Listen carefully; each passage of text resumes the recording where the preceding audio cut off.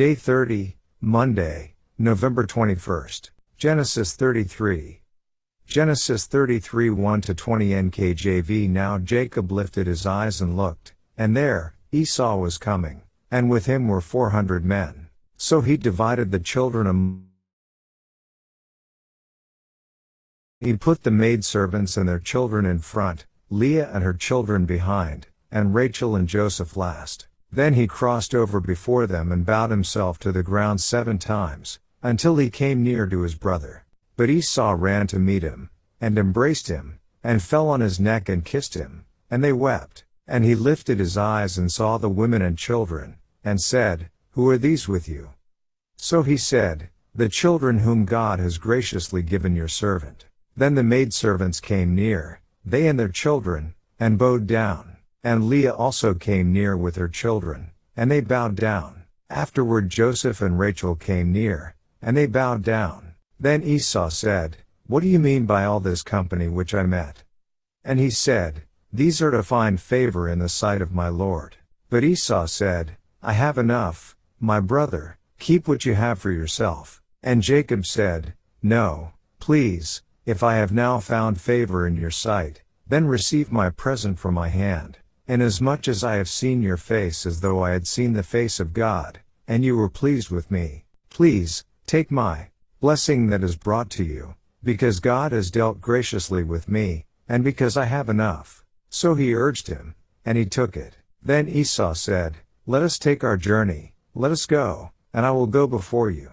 But Jacob said to him, My Lord knows that the children are weak, and the flocks and herds which are nursing are with me. And if the men should drive them hard one day, all the flock will die. Please let my Lord go on ahead before his servant. I will lead on slowly at a pace which the livestock that go before me, and the children, are able to endure, until I come to my Lord in Seir. And Esau said, Now let me leave with you some of the people who are with me. But he said, What need is there? Let me find favor in the sight of my Lord. So Esau returned that day on his way to Seir. And Jacob journeyed to Succoth, built himself a house, and made booths for his livestock. Therefore the name of the place is called Succoth. Then Jacob came safely to the city of Shechem, which is in the land of Canaan, when he came from Paddan Aram.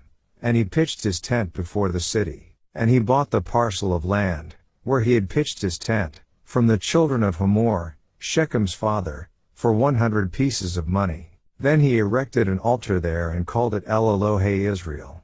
Daily Deep Dive. Verse 2. Over the years I often wondered why we don't see clearly critical comments from God about men taking multiple wives/concubines, etc. I have come to believe that God doesn't always provide these clear comments, but instead provides clear instructions in His Word of His intent, and also provides clear examples where the opposite doesn't lead to happiness and positive outcomes. We clearly see in Genesis that God created one wife for Adam, not a whole series of women. We clearly see in Paul's instructions to both Timothy and Titus, younger pastors in the church, see 1 Timothy 3:2, Titus 1:6, that a qualification for an elder was to be a husband of one wife. We also see the clear negative outcomes that came to families where jealousy, animosity, contention, loneliness, family separation, etc., resulted. Here in verse 2 must have been another in a long series of very hurtful situations for the concubines and Leah. A very clear order of value and love is demonstrated. Marriage wasn't designed by God to bring shame and hurt to those involved. This to me is a clear example again, where man within their God-given free will, has chosen a path that is outside God's intent and design.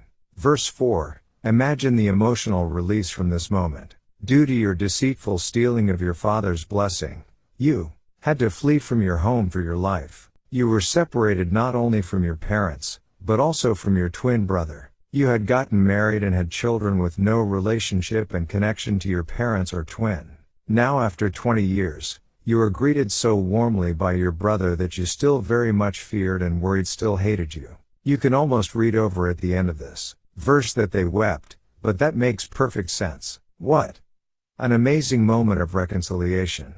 Verse 20, He builds an altar and names it El Elohe Israel, meaning the mighty God of Israel. Strong/Brown Driver Briggs. Here's the commentary from the UCG Bible reading program. In the morning, Jacob departed, and after a short journey he caught sight of Esau advancing with 400 men.